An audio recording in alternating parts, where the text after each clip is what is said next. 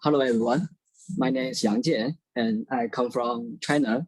And now I am a student in Hosei University, Japan. It is my pleasure to have this chance be here and share our work to you. The topic of my presentation is video compressive sensing with low complexity ROI detection in compressed domain. And this is the outline of my presentation, mainly focus on introduction, proposals, and experiments, and finally give a conclusion. And first is the part of introduction. At first, I would like to briefly introduce what is compressive sensing. Compressive sensing reconstructs the signal at a rate that's lower than Nyquist-Shannon sampling criterion. N length. There's an N length signal X will be transformed to a specific domain in which the transformation of X is a spark signal and obtain the N times 1 measurement Y by multiplying the measurement matrix here. And the sampling rate is also famous as CS ratio, the compressive sensing ratio. It is equal to N divided by N. And in short, the compressive sensing is just a beneficial reconstruction method which can achieve comparable performance to the original signal with using a few information. And next, I want to talk about what is ROI. The full name of ROI is region of interest. Since the viewer's attention is not evenly distributing in all parts of an image, instead our attention is focused on one or few regions of greater interest than the rest of the image. So this kind of regions are defined as the ROI. Yeah.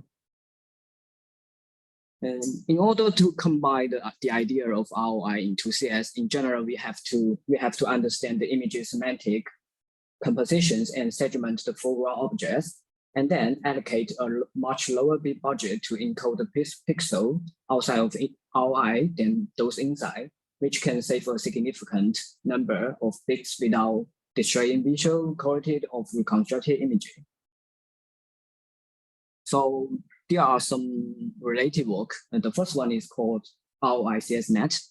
The flowchart of this work can be shown like this one. Given the original image here, and then a low sampling rate. A low sampling rate is used for preliminary reconstruction. And based on these images, the ROI detection is conducted to obtain the ROI information. And afterward, the high sampling rate is allocated to the ROI to get the final reconstructed image. In short, just use the high sampling rate for the ROI and then the low sampling rate for the other part. And about the pipeline of ROI CSNet. It is divided into two parts: the ROI extraction part and the ROI recovery part. In the ROI extraction part, the preliminary measurements are obtained at a low sampling rate. Then a salient object detection method is utilized to extract the ROI from the reconstructed images. And after getting the information, the location of the ROI, in the ROI aware recovery part, more measurements resources are allocated to the ROIs to enhance the quality of this region. So finally, the image is reconstructed. And about their results, they mentioned that they select the ROI portion of the test image to calculate PSNR and SSIN for comparison, since the proposed method focuses more on ROIs of the same image. Actually, I think it is a little bit unfair. I don't think they can outperform the others if they compare the average PSNR and SSIN, since they use the low sampling rate for the other part.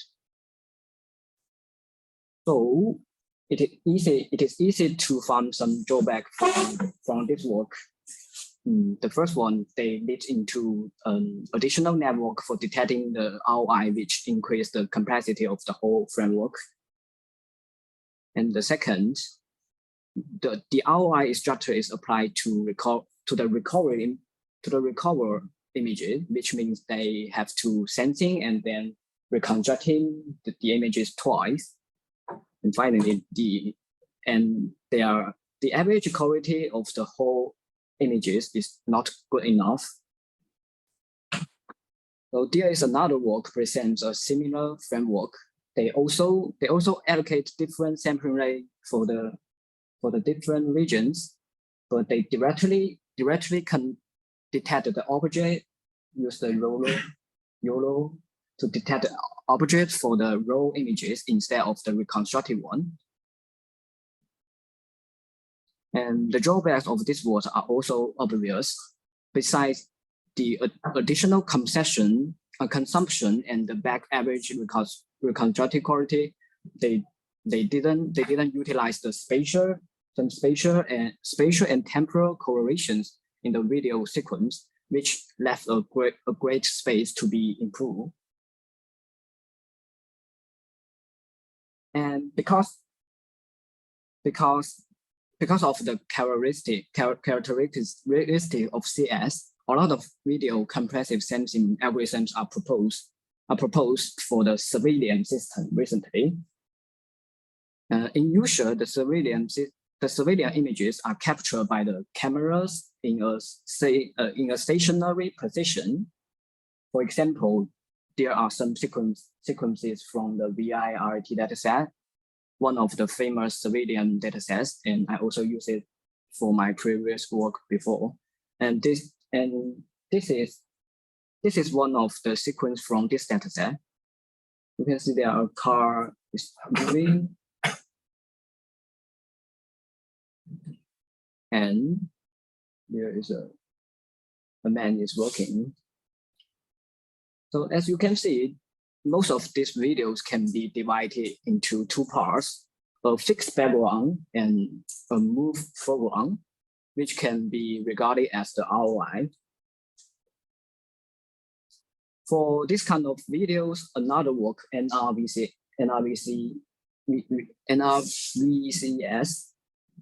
they present their framework to utilize the correlation between friends, the measurement sample at a low SR. Low SR is used to determine the ROI without introducing any object detection model. However, it still leaves some problems need to be solved. First, same as the other ROI-based work, only the ROI result is good. And second, the measurement sample with the low SR is not only used for locating ROI, but also need to be transmitted to help recovery high sampling rate in the reconstruction part. And finally, we believe that the sampling rate of the whole video sequence can be further decreased if we don't transmit the low SR measurement.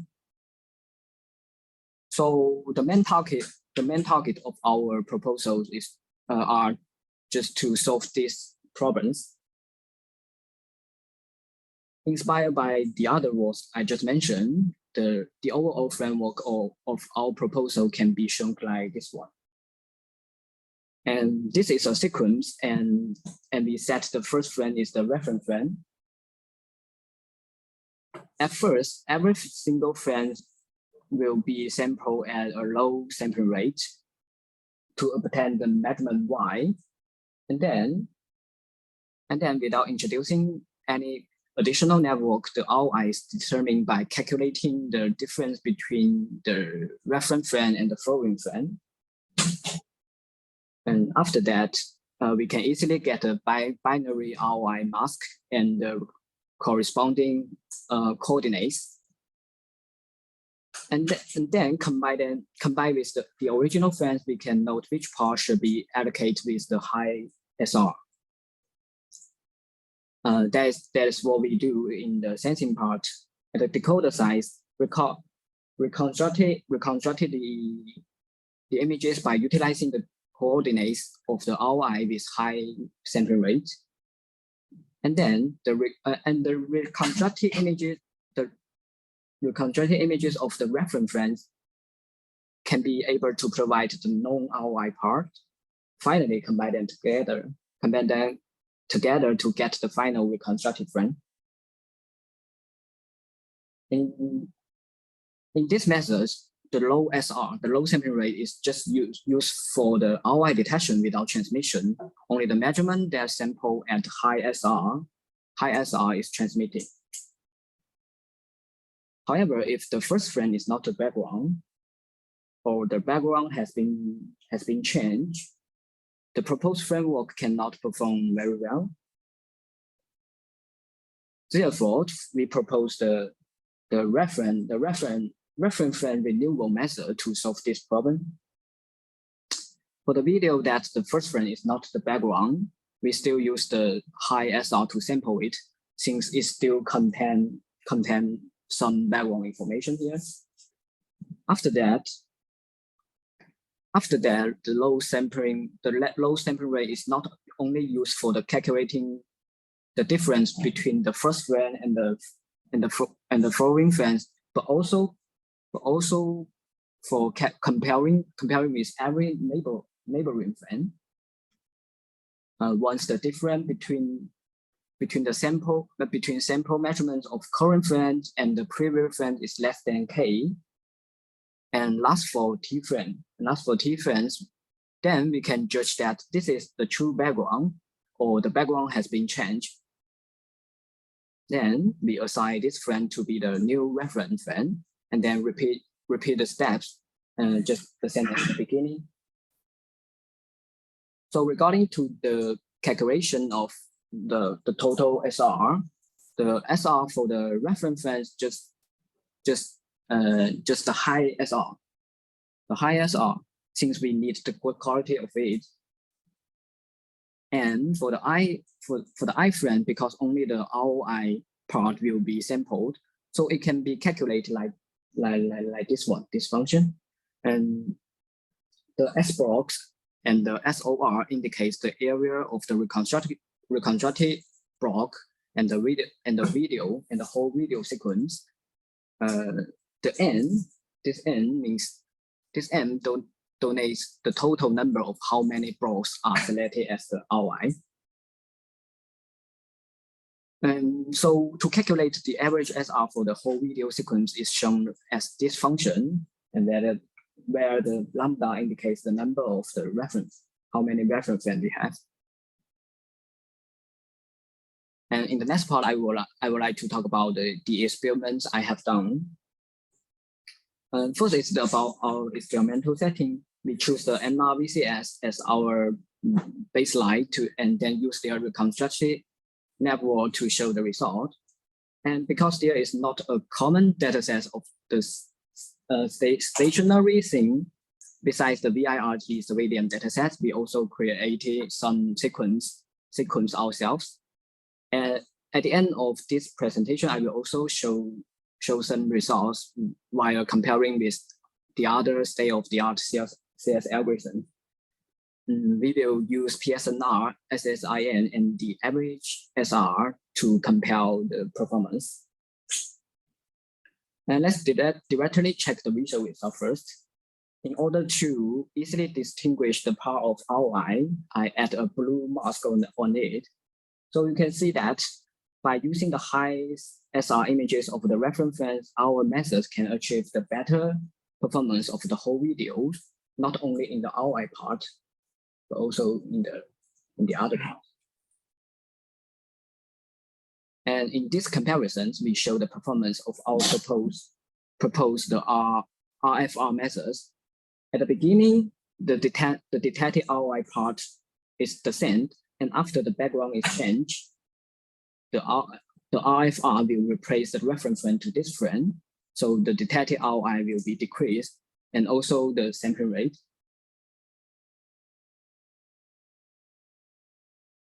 And this is the figure to show the SR reduction in detail.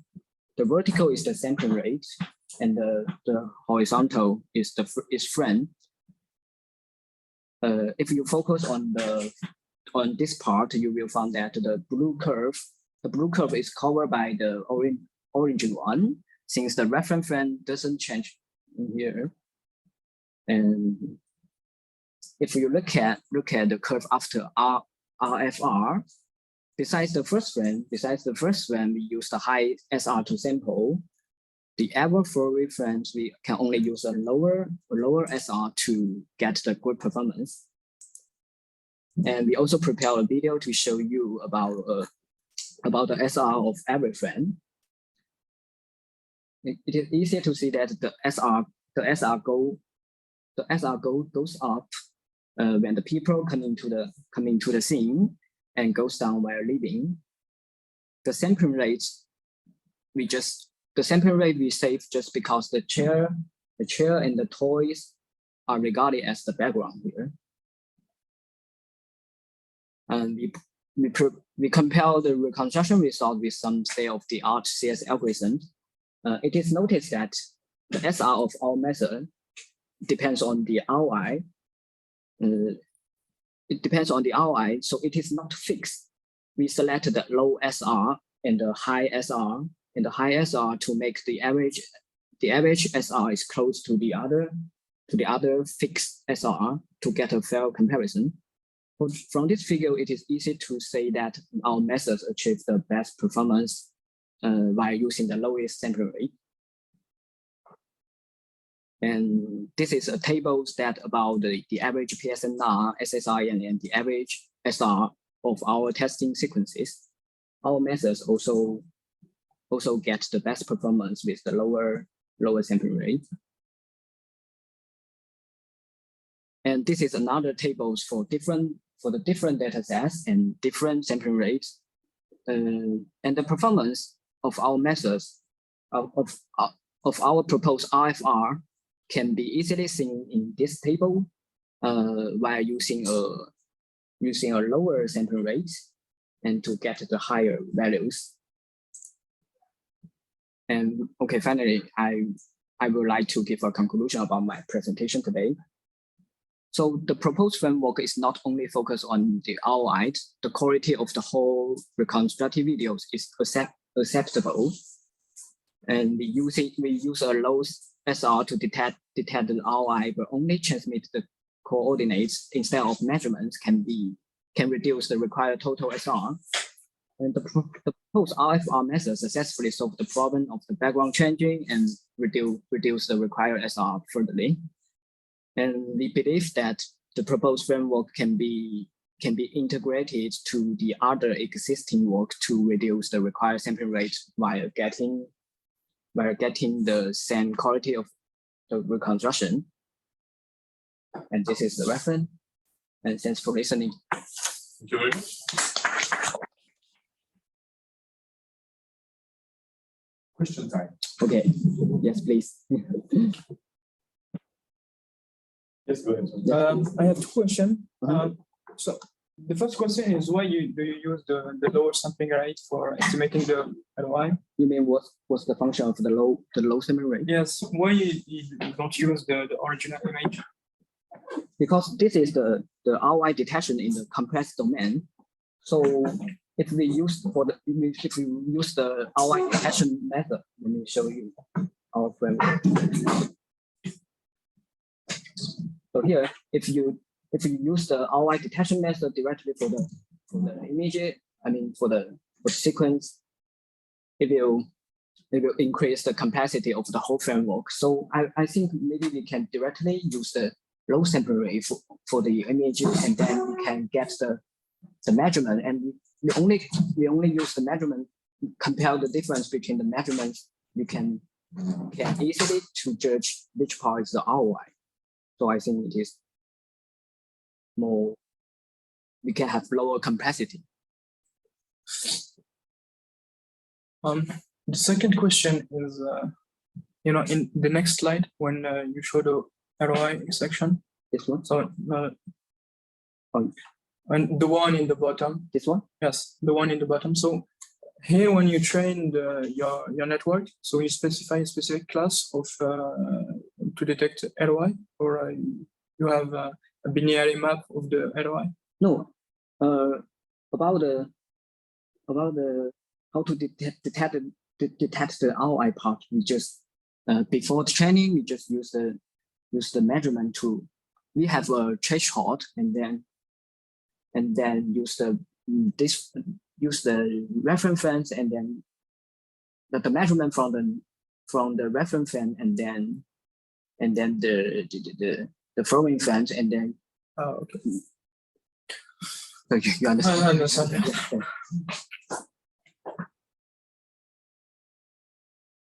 And then we can know which part is the ROI.